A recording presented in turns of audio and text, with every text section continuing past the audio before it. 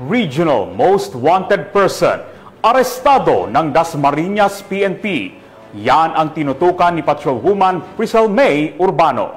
Napreso ng pulisya ang isang babaeng kabilang sa listahan ng Regional Most Wanted Person sa isinagawang operasyon ng Dasmariñas Component City Police Station sa Calamba City, Laguna.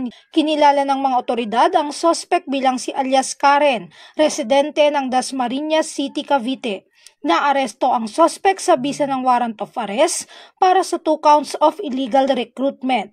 Samantala, sa isang pahayag, sinabi ni Police Colonel Ariel R. Red, Acting Provincial Director ng Cavite Police Provincial Office, na ang matagumpay na operasyon ay patunay ng walang humpay na dedikasyon ng kapulisan sa pagtugis sa mga wanted na individual.